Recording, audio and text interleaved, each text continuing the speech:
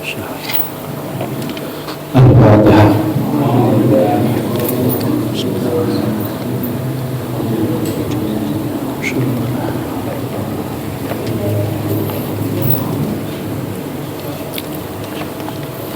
Bismillahirrahmanirrahim. Alhamdulillahirabbil alamin wassalatu wassalamu ala sayyidina Muhammadin wa ala alihi washabbihi ajmain. Qala subhanaka la ilma lana illa ma 'allamtana innaka antal alimul hakim. Qala Allah ta'ala rabbi shrah li sadri wa yassir li amri wa hlul 'uqdatam min lisani yafqahu qawli amma ba'd. Qala musannifu rahimahullah ta'ala wa nafa'ana bihi wa bi'ilmihi fid dharain amin. Wa isanu lan den sunataken li musallin kedue wong kang salat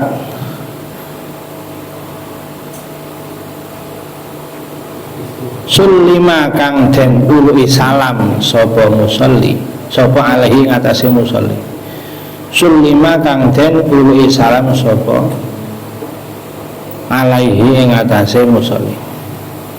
Apa sing disunataken aradu jawabi bil isyarati kan isyarah bil yadi kelawan tangan awirasi utawa sirah walau natikon lan senajan iku wong kang ngomong. Disunahkan bagi orang sholat yang diberi salam, posisi sholat ada orang memberi salam, disamakan juga orang yang sedang azan ada orang salam. Nah, ini tetap disunahkan menjawabi tapi tidak dengan ucapan, menjawabinya dengan isyarah. Hukumnya begitu yang disalami, meskipun salam kepada orang sholat itu tidak sunnah. Ada orang sholat, misalnya tamu datang yang tuan rumah masih sholat, nunggu selesai, nggak sunnah salam saat dia masih sholat. Tapi ya tetap boleh salam. Nah, yang diberi salam yang keadaan sholat atau keadaan azan atau keadaan iqamah misalnya, dia tetap sunnah menjawabi, tapi jawabnya tidak waalaikumsalam gitu, tidak, tapi dengan isyarah dengan tangan atau dengan kepala. Walau nanti kan meskipun dikeraskan bacanya misalnya, tapi tidak harus begitu.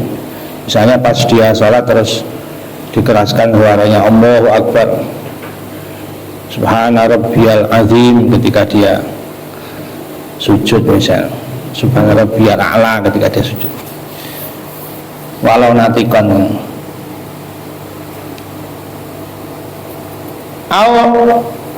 aurasi suwatakan summa ba'dal faragin endam sakwuse rampung min hasangking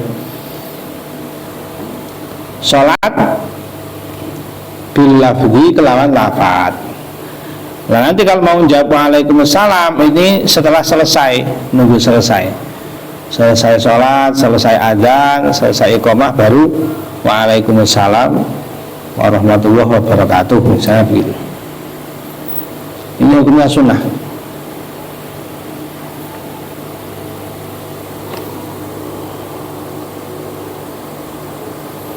Andaikan kok tidak menjawab dengan isyarah ketika sholat,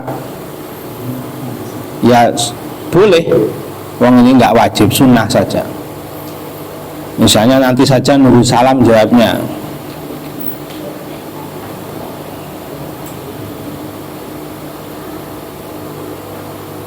Nanti di dalam bab belakang, bab jihad itu Rasulullah menerangkan kalau orang di kamar mandi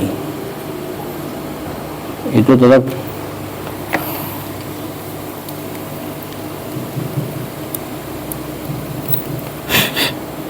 orang di kamar mandi itu tetap disunahkan menjawab, tetapi juga dengan isyarah, karena orang di kamar mandi itu kan makruh bicara.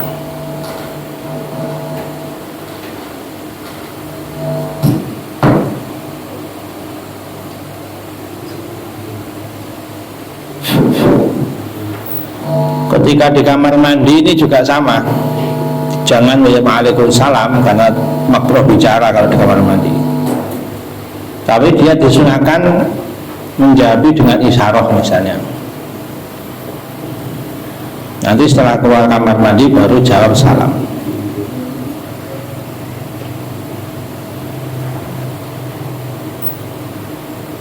Waya juzulan menang apa aradun jawabi bikoli kelan pengendikane musalli alaihi salam.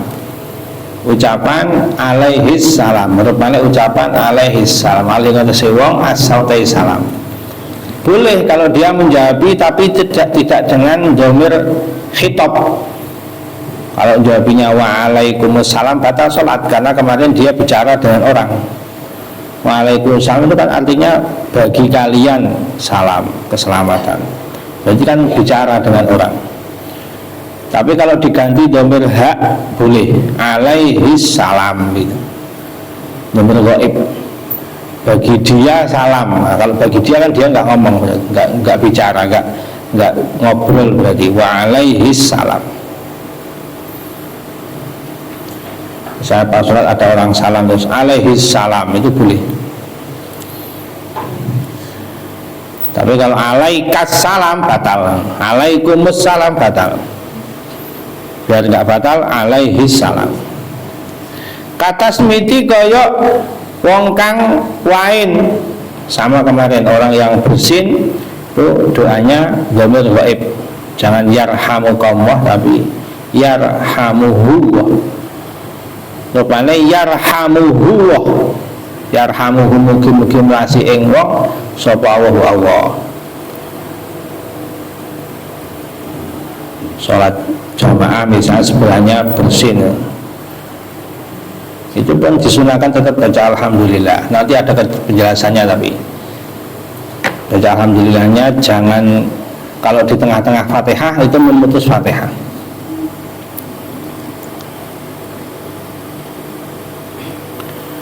Kata smiti biarhamuhullah wali ghairi musallin lan iku wenang kedhe wong kang liyane salat lan iku wenang kedhe wong kang liyane salat iku wenang kedhe liyane wong kang salat lan iku wenang kedhe liyane wong kang salat. Raddu salami tahallulin raddu salami raddu salamin raddu salam tainjabi salam tahallula musallin ing tahallule wong kang salat.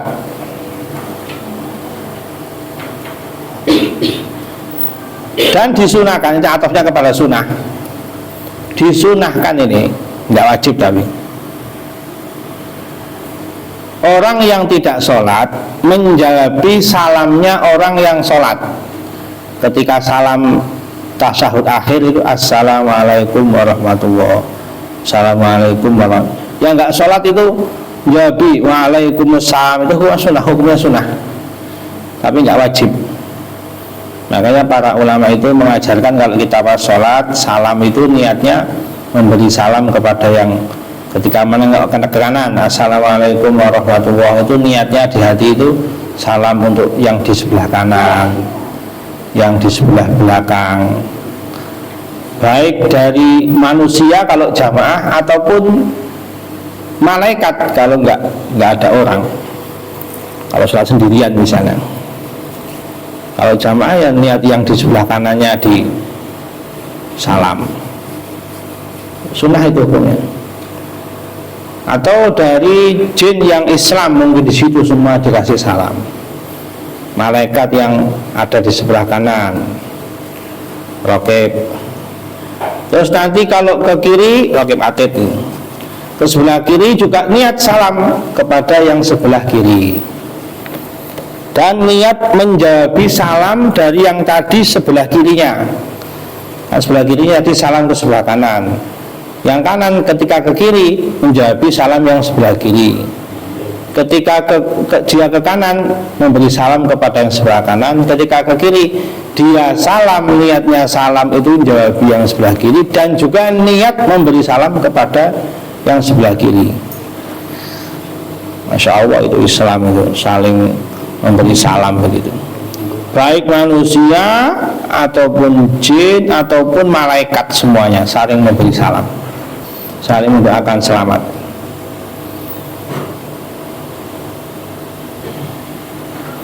Bahkan yang tidak sholat sunnah, itu sunnah menjawab salam. Ini jarang orang mengamalkan ini. Misalnya ada orang sholat tiba-tiba salam, terus dia tidak sholat jawab Waalaikumsalam. Itu sunnah hukumnya, tapi tidak wajib. Kalau di selain sholat wajib.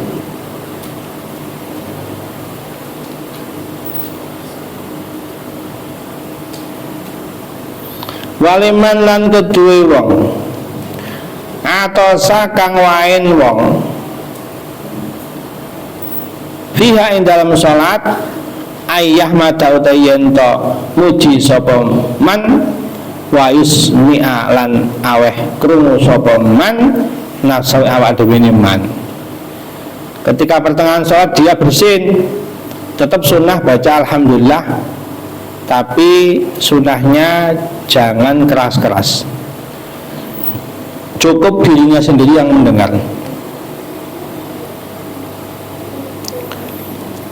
Kata Syekh Ali Sablomilisi,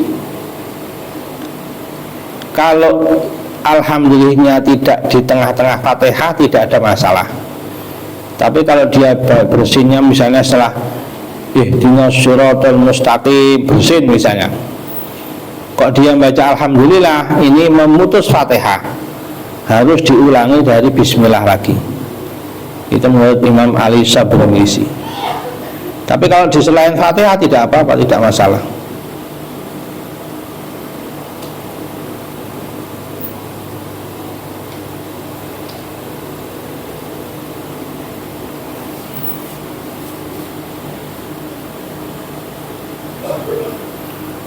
La tabdulu ora batal apa salat biasiri nahwi tanah nuhin kelawan sidike sepadane derem. Maksudnya sejenisnya berderem, batuk, bersin, yang penting tidak keluar 2 huruf seperti kemarin ini, nggak batal. Urufan ing dalam coro uruf coro adat, jadi sedikitnya itu menurut adat. Lighola batin kronongi lindih alaihi ngatasi musolli, dia tidak bisa menahan batuk, menahan tertawa misalnya, menahan bersin, menahan berdehem, tidak bisa menolak. Ini kalau cuma sedikit tidak batal. Mughalabah ini dia tidak bisa menolak, itu namanya mughalabah, terpaksa. Tapi kalau guyonan batal meskipun sedikit, sengaja buat bercanda batal itu.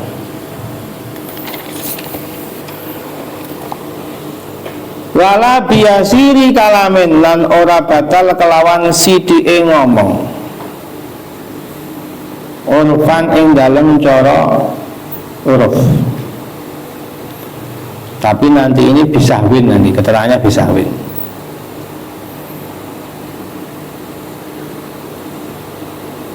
Wasalasilan telung kalimat. Kalau kalimat loro, wasalasilan telung kalimat. Kala ngendika sapa saykhuna guru kita Ibnu Hajar Al-Haitami. Wa yadharu yang pertama apa dobul kalimati pelanggerai sak kalimat gunain dalam kili panganan bil urufi kelawan huruf.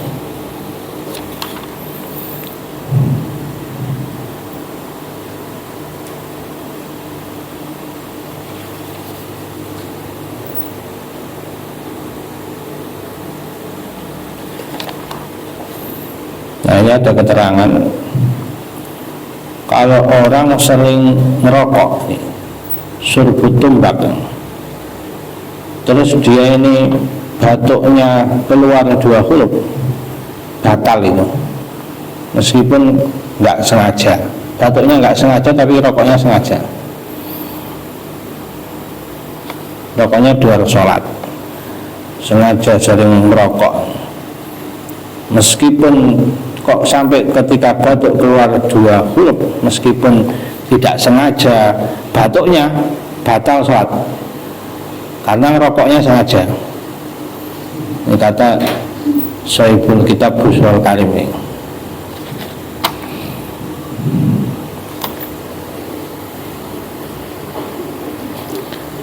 Wala biasiri kalamin, tidak batal bisahwin kelawan lali, sedikit bicara yang karena lupa. Aima sawi sumertani laline musolli, an kaunihi saking anai musolli iku fi sholatin dalam sholat. Jadi dulu itu Nabi dengan para sahabat pernah, nah ada hadis yang terkenal di situ disebut sahabat namanya Dzul Yadain. Sahabat dijuluki Dzul Yadain, yang punya 2 tangan, mana itu Dzul ini. Diriwayatkan dalam beberapa hadis termasuk Sunan Abi Dawud. Ketika Nabi itu sholat 2 rakaat, beliau ini salam, padahal itu sholatnya 4 rakaat. Kalau nggak sholat duhur ya sholat asar. Akhirnya Nabi 2 rakaat sudah salam, terus Nabi itu menganggap sholatnya sudah selesai, berdiri Nabi. Nah, saat itu ada sahabat namanya Dzul Yadain. Selain Dzul Yadain nggak ada yang berani bicara, karena dilihat Nabi itu sedang berpikir mungkin ada sesuatu.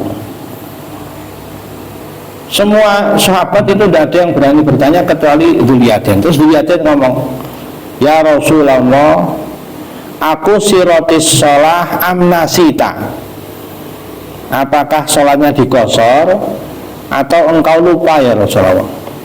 Tanya begitu, itu kan bicara, tapi posisinya lupa, Nabi lupa. Dzul pun belum tahu.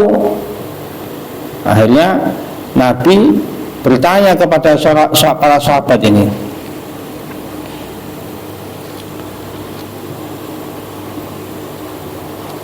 ahakun makola Dzul Yadain atau makola.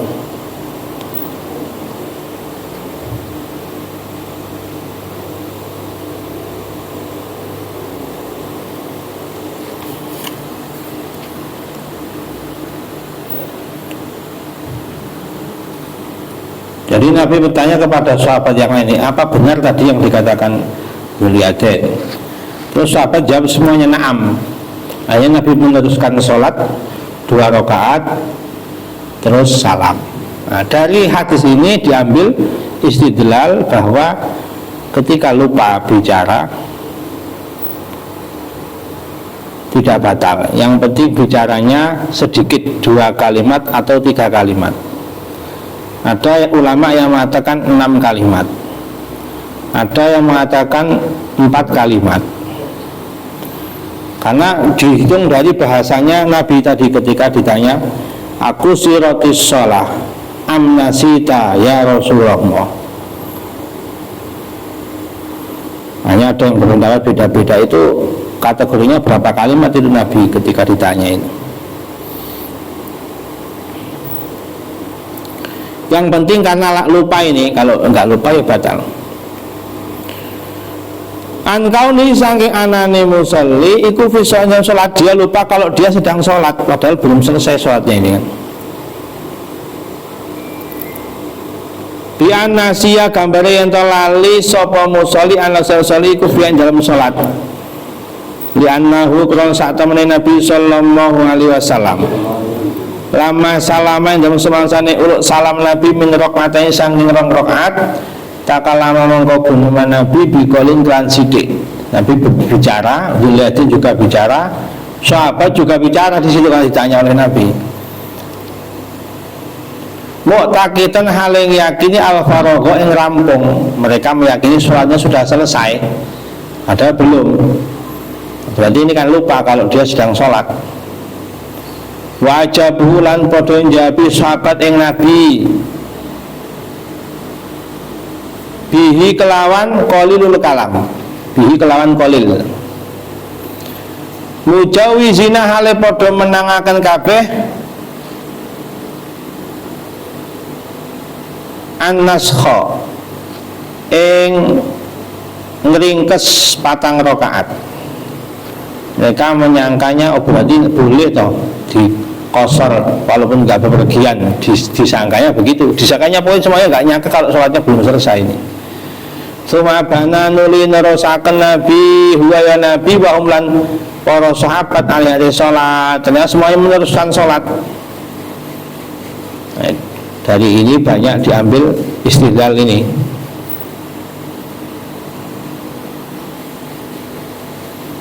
Walau duna lamun nyono sapa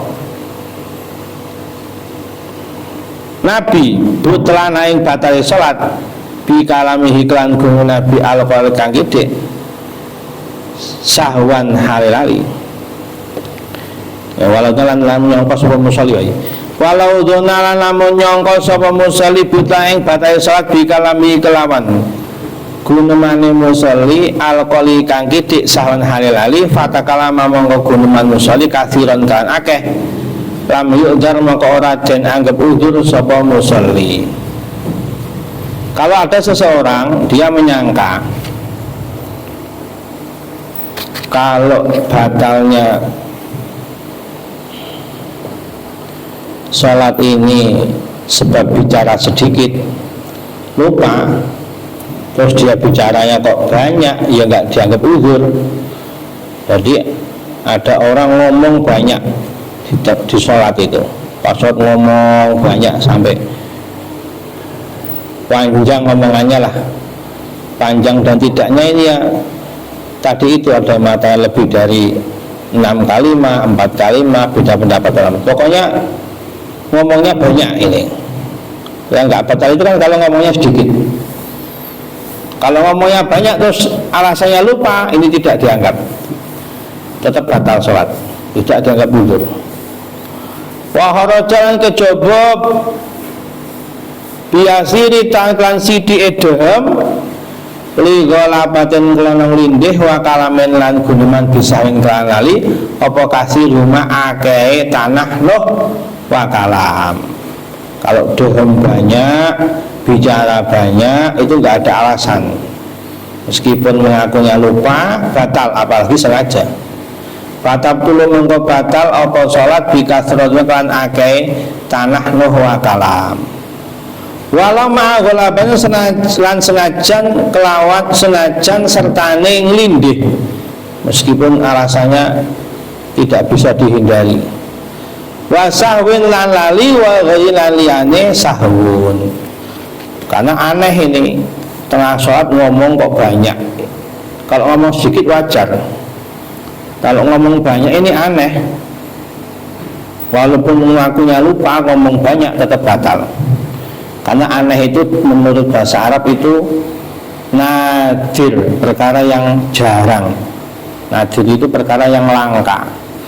An-nadir kal ma'dum, kalau perkara itu langka, jarang, maka dianggap tidak ada. Nah, orang sholat kok makan banyak, minum banyak, bicara banyak, terus ditanya lupa, meskipun lupa batal. Karena perkara yang aneh, jarang. Orang sholat kok makan banyak, minum banyak, terus ngomong banyak, itu yang aneh, langka. Perkara yang aneh dan langka dianggap gak ada, makanya tetap batal. Itu maksudnya keterangan ini. Paham? Au ma'asa bagi lisanin ilaihi wa wa'alam.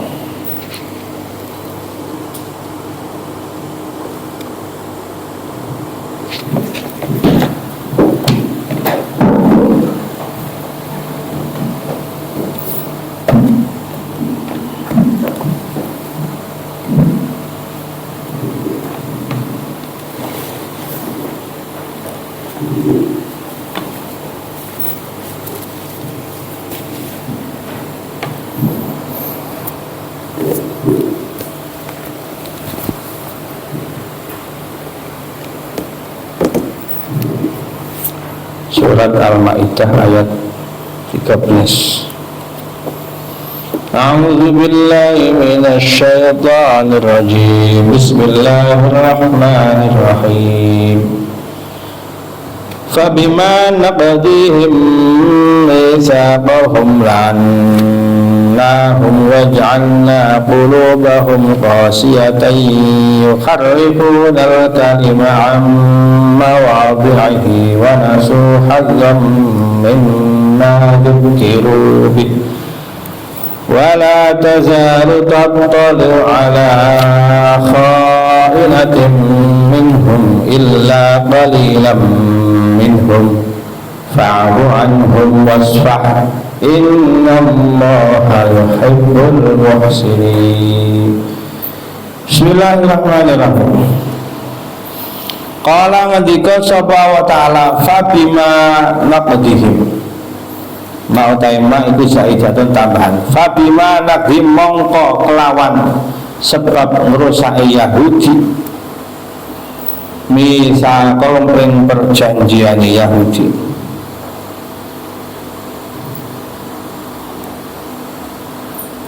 lana mongko ngelaknati kita hum Yahudi ay abadna tegese ngejohna kita ing Yahudi an rahmatina saking rahmati kita.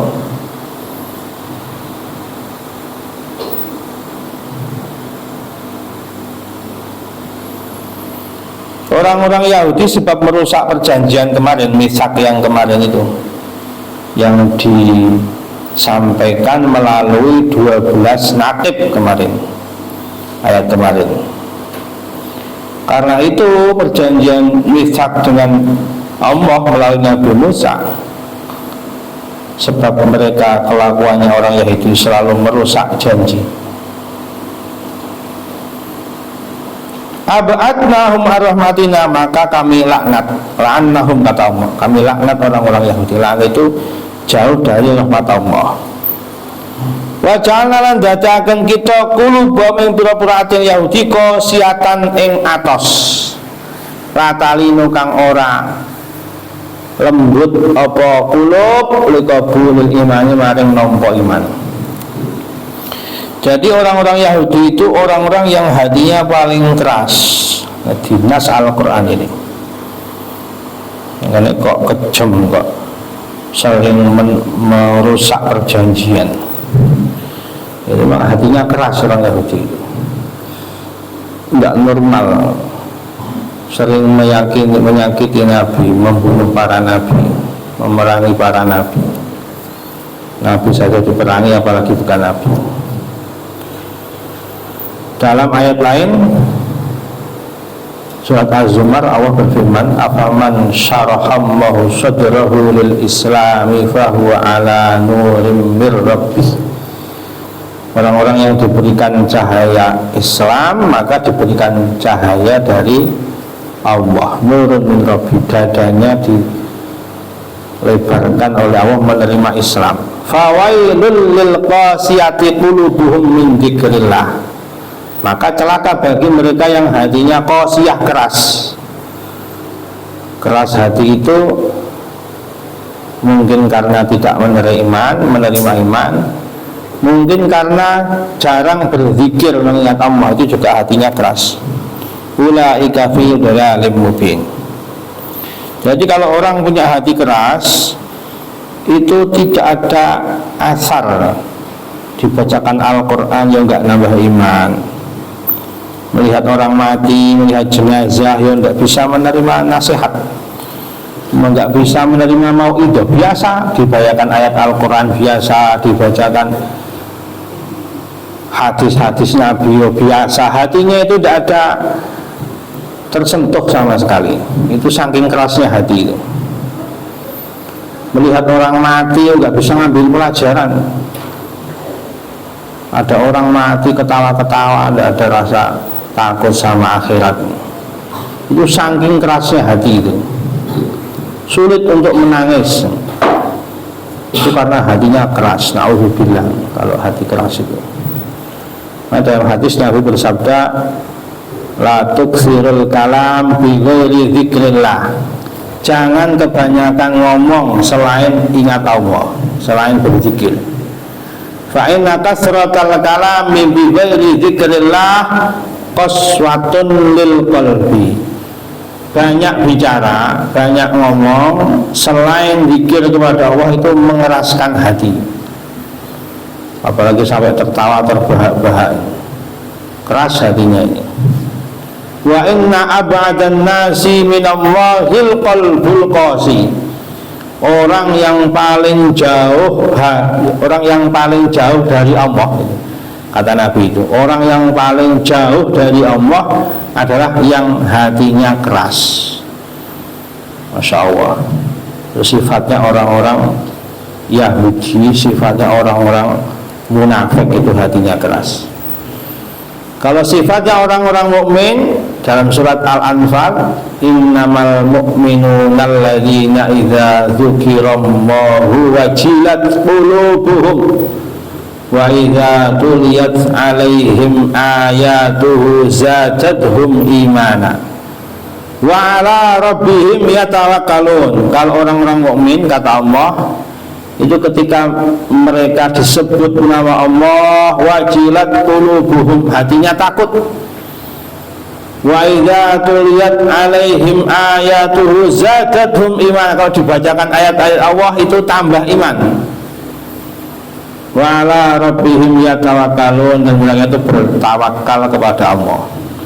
Jadi kalau kita ini siapapun mikir sendiri-sendiri, kalau dibacakan ayat Allah nggak nambah iman, ketika disebut nama Allah nggak ada rasa takut, berarti belum mukmin. Nah, ini para sahabat itu orang-orang yang hatinya paling lembut, para sahabat Nabi.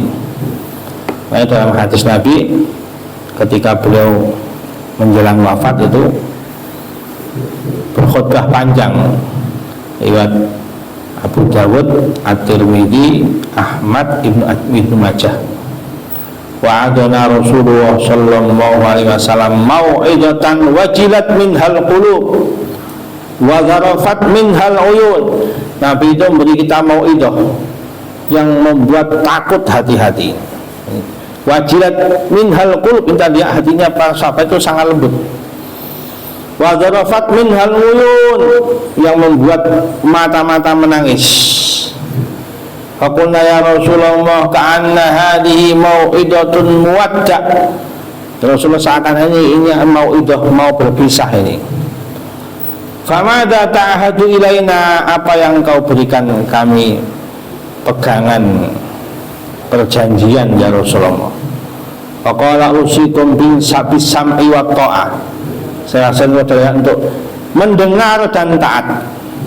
Fa innahu may ya'is minkum ba'di fa sayara ikhtilafan katsira.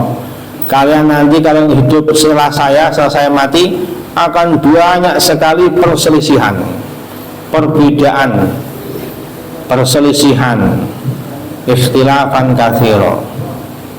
Fa alaikum bisunnati wa sunnatil khulafa'ir rasyidin al-mahdiyyin min ba'di. Maka supaya kalian selamat, berpeganglah dengan sunnahku dan sunnah para khulafa'ur rasyidin yang mendapat hidayah setelahku. Tamassaku biha wa 'addu 'alaiha bin nawajid. Peganglah itu, gigit dengan gigi geraham. Wa iyyakum ma muhdatsatil umur fa inna kulla bid'atin dhalalah. Takutlah kalian dari perkara yang baru, setiap bid'ah itu sesat. Itu hadisnya Nabi. Mahalus syahidnya adalah bagaimana para sahabat itu hatinya paling lembut. Kadang orang-orang itu aneh, saking kerasnya hati itu, dia itu menganggap aneh orang-orang yang nangis karena takut kepada Allah. Jadi kadang dia malah menganggap aneh orang kalau ada lihat orang nangis karena takut kepada Allah. Lihat orang baca Quran nangis, dia ini kagum, kok baca Quran saja kok nangis, doa saja kok nangis. Orang paling keras hatinya itu. Bahkan kadang menganggap orang yang nangis itu pura-pura nangis, doa aja kok nangis. Dianggap yang nangis itu pura-pura dan munafik. Ini berarti saking kerasnya hatinya ini. A'udzubillah. Yuharifuna padha ngowahi sapa Yahud al kalimah ing pira-pira kalimah. Selain hatinya keras orang-orang Yahudi itu, kelakuan mereka itu merubah kalimah-kalimah alladzi kalim fit Taurati kang ing dalam kitab Taurat min na'ti Muhammadin sallallahu alaihi wasallam saking sifate Nabi Muhammad wa ghairan liyane nabi an mawadi saking pira-pira panggonane alladzi allati mawadi wa kang wis tenakan ing alladzi sapa wa alaiha ing atase allati mawadi yubaddilunahu hale padha ganti sapa Yahud ing al-kalim. Jadi mereka itu merubah-rubah kalimat-kalimat dalam kitab Taurat. Kalau sekarang menyebutnya perjanjian lama. Orang Nasrani nanti ayat setelah ini Nasrani. Itu perjanjian baru. Perjanjian lama itu kalau Bible itu sekarang yang punya Bible itu Taurat, perjanjian baru itu Injil. Kenapa disebut perjanjian? Karena bahasanya hadis, bahasanya Al-Quran itu Al-Ahad, Al-Mithaq. Orang sekarang nyebutnya itu perjanjian. Mithaq itu kan namanya perjanjian. Jadi kitab Taurat sekarang nyebutnya perjanjian lama. Kalau Injil perjanjian baru. Nah mereka itu merubah isinya. Nah sifat-sifatnya Nabi dirubah, tidak sesuai tempatnya. Ini disebutkan jadi tahrif. Yuharifuna itu harfa yuharifu tahrifan. Tahrif itu perlu merubah-rubah, itu ada yang tahrif lafzi secara lafaz, ada yang tahrif maknawi. Kalau merubah sifat-sifat Nabi ini contoh tahrif yang maknawi. Ada yang tahrif lafzi dalam surat Al-Baqarah itu. إذ قلنا ادخلوا هذه القرية فكلوا منها حيث شئتم رغدا وادخلوا الباب سجدا وقولوا خطة نغفر لكم خطاياكم وسنزيد المحسنين. Ketika dulu kata Allah, kami perintahkan orang Yahudi, orang Bani Israel dengan Nabi Musa untuk masuk ke satu desa. Desa itu Palestina, dulu dikuasai orang Amalikoh. Kemarin sudah itu. Masuklah ke sana, makanlah dari hasil-hasil alamnya bumi itu. Wadkhulul baba sujada. Masuklah masjid, masuklah pintu dengan sujud. Waqulu khittah, dan katakan khittah. Jadi ucapkan khittah. Apa maknanya khittah? Ai hattallahu anka khatayak fahuwa yakhuttuha khittah. Maksudnya Allah akan menghapus dosa-dosa. Atau yang mengatakan khittah maknanya begitu. Atau yang mengatakan ukhtut anna khatayana, ya Allah hapus dosa-dosa kami. Ada pendapat ulama tafsir Imam Ma'mar, Imam Ibnu Zaid, Ibnu Abbas, Imam Ikrimah, itu punya pendapat sendiri-sendiri. Ada yang mengatakan khittah ay yakhuttu ankum khatayakum. Ada yang mengatakan khittah itu maknanya maghfirah, pengampunan. Ada yang mengatakan makna khittah itu la ilaha illallah, tapi dalam bahasa orang-orang Bani Israel, bahasa Ibrani, bahasa Ibrani.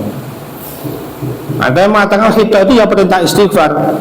Buktinya ayat setelahnya khittatun naghfir lakum khotoyakum. Kalau kamu mengatakan khittah minta pengampunan, Allah akan memberikan ampunan. Kami akan berikan ampunan dosa-dosa kalian.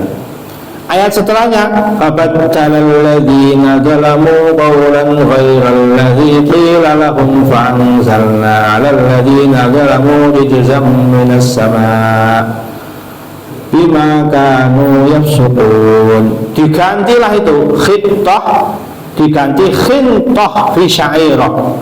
Jadi khittah itu maknanya ampunan. Kalau khintah ini maknanya gandum, makanannya orang-orang Bani Israel. Jadi disuruh minta ampun malah ngomong makanan. Khittah diganti khintah.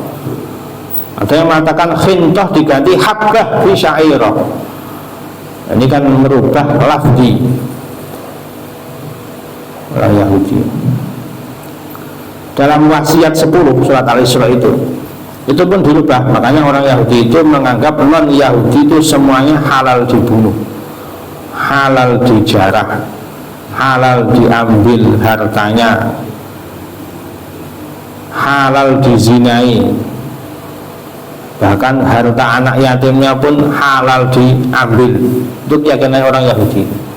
Karena ketika wasiat 10 surat Al-Isra itu, wala taqrabuz zina innahu kana fahisyatan wa sa'a sabila wala taqtulun nafsallati harramallahu illa bil haqq wala taqrabu malal yatimi illa billati hiya ahsan. Jangan membunuh yang diharamkan dibunuh, diganti mereka jangan membunuh orang Yahudi. Kalau yang lain Yahudi boleh dibunuh. Jangan zina jangan mendekati zina karena zina itu fahisyah.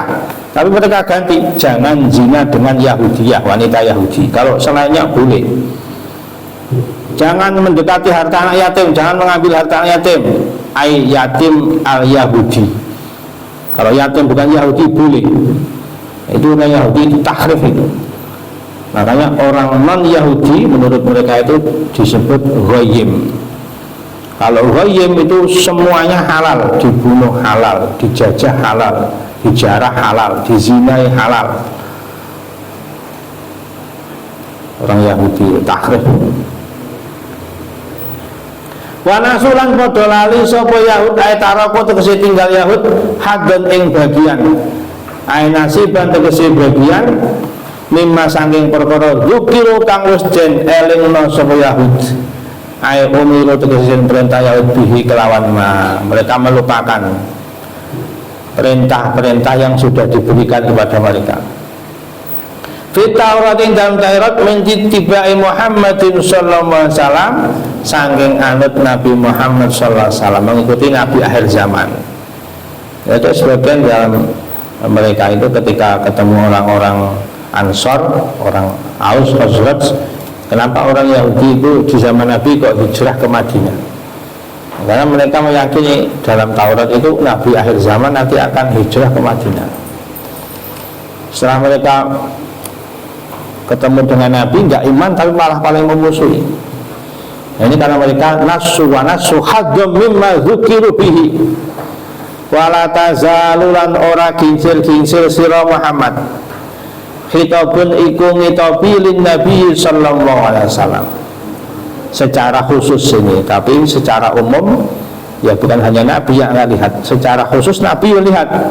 Bagaimana kamu akan lihat nanti Muhammad? Tattali'u bakal pertelo sira, ayat hadis pertelo sira ala khainatin ing atase khianat, ay khianat tegese khianat minhum saking Yahud binaqdil ahdi lan rusak perjanjian perjanjiane nahad.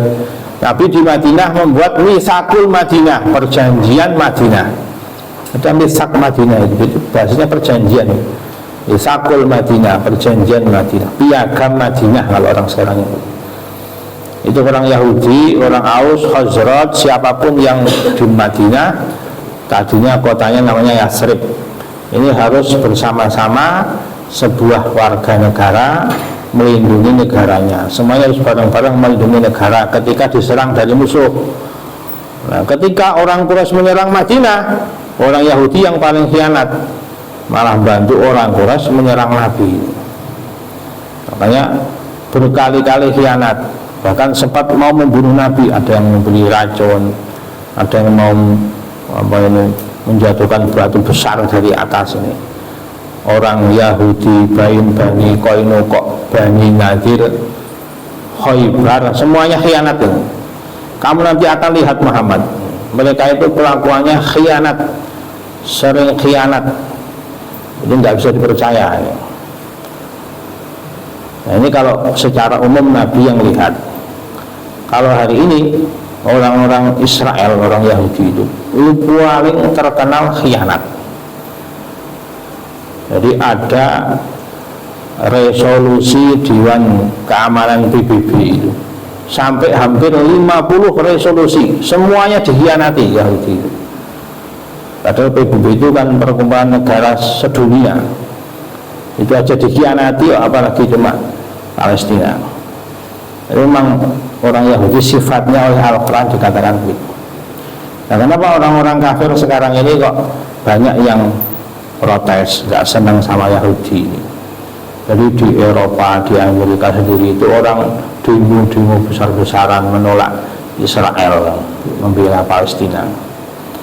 Kalau Indonesia nggak merasakan, karena Indonesia tidak punya hubungan diplomatik dengan Israel. Makanya belum pernah punya tetangga orang Yahudi. Nah, karena orang Yahudi itu senangnya berbuat rusak. Nah, orang-orang Eropa, makanya dulu orang Yahudi dibantai sama Hitler. Nah, orang Eropa, orang Amerika, mereka punya hubungan diplomatik. Jadi orang Yahudi itu ada yang jadi tetangga mereka, teman kerja mereka. Itu memang kelakuannya itu bikin jengkel itu orang Yahudi itu. Jadi mereka itu tahu, merasakan betul kelakuan Yahudi itu sesuai yang dikatakan Al-Quran ini, merusak. Jadi mereka bisa merasakan bagaimana sakitnya, penderitaannya orang Palestina dijajah Yahudi. Wong kita yang nggak dijajah, yang hidup setiap hari saja merasakan sakitnya. Nah, orang Australia kok demo anti Israel, membela Palestina? Ya karena Australia itu ada orang Yahudi di sana. Ini kelakuannya memang sifatnya memang buruk sekali Yahudi. Hatinya paling keras, itu khianat, tukang khianat. Ila qalilan kejaba sithik minhum saking Yahud. Kalau ada yang baik itu sedikit. Ila qalilan sedikit. Salah satunya sahabat Abdullah bin Salam, itu dak yang masuk Islam. Miman saking golongan wong sahabat aslama kang manjing Islam sapa man fa'fu mongko ngapura sira mahan anhum saking alladzina wasfahlan nyepura sira saking Yahud. Maafkan Muhammad, ini di awal ini belum turun ayatus saif. Jadi maaf ini diperintahkan ketika awal sebelum turun surat Taubat. Inna allaha sa'awa itu yukhibbu dengan Allah al-muhsin kang padha gawe bagus. Wa taiki ayat itu mansuhun dinasakh di ayat saifi kelan ayat pedang. Rupane At-Taubah ayat 5. Nah, ini sebelum ada perintah jihad ini dimaafkan itu. Wa minal ladzina qalu inna nasara, setelahnya menjelaskan orang-orang sifatnya orang Nasrani. Wallah.